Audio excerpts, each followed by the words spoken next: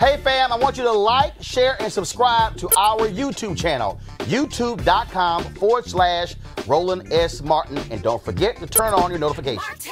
College admission scandal involving all these rich white parents charged with felonies to get their kids into elite schools. Folks, it is beginning to take a toll on the alleged perpetrators. The head of a big-time law firm in New York and a partner at a hedge fund that owns the powerhouse agency CAA, both have been put on leave. The FBI showed up at the actress Felicity Huffman's home yesterday at 6 a.m. to make the arrest. Well, today, Lori Loughlin, who played Aunt Becky on Full House, turned herself in to the FBI. Both are now out on bail and are unlikely to see the inside of a jail for some time or ever. Now, earlier today, I talked to Doug Jones, a United States Senator from Alabama, of course, who served as U.S. Attorney under President Bill Clinton, and asked him that question as to whether or not these parents should go to jail.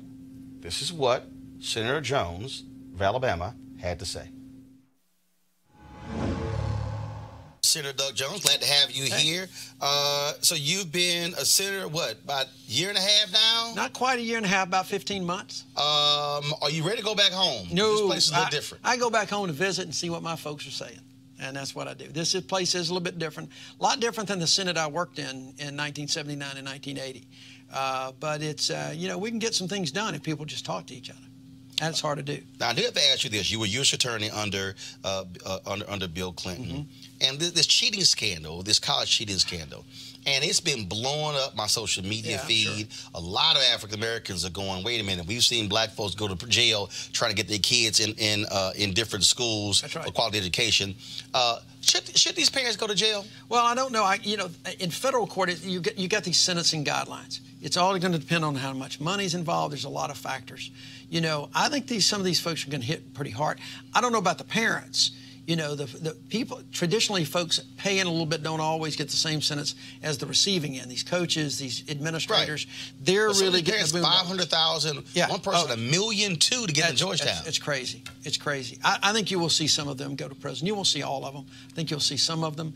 But I think the folks on the receiving end certainly are going to go to prison. Well, and for a lot of people, again, they're angry. Oh. Because, you know, oftentimes I always talk about even with legacy, people want to be very critical of affirmative action. But when you look, I mean, Harvard, almost 30% of all their incoming freshmen are legacy. Right. And a lot of those people don't have the grades. That's exactly right. Mom and daddy or grandmama and granddaddy went there. You know, it's ironic. It was just ironic as it could be. I was in a education committee, the help committee yesterday, and we had a whole panel there talking about how we simplify the FAFSA form, the free application for federal student aid, because it's so dang complicated. So many people, especially underserved, you know, students of color, people are not making much income. They look at this thing and they can't figure it out, and they just give up, and they leave so much money on the table. And now I'm sitting there getting this alert from the Washington Post that says that these, you know, rich parents are breaking the law by trying to bribe people to get in. The irony was just too great for me, and I made a comment about it. It's, you know, we got to do a better job in this country. It's just amazing that people would actually go to that lengths just to get in when they can go to a lot of great colleges. All right, folks, back to that Roland Martin Unfiltered video in just one moment. All right, folks, calling all HBCU alumni, students, and leaders into the Ford Motor Company HBCU Mobility Challenge and win $25,000 for your school. Building on their long-term support of HBCUs, Ford is looking to improve mobility in HBCU communities through innovative solutions. The winning program will receive a grant of up to $25,000 to implement their proposal. The deadline to apply is March 31st, 2019. Go to fgb.life for more information and to apply.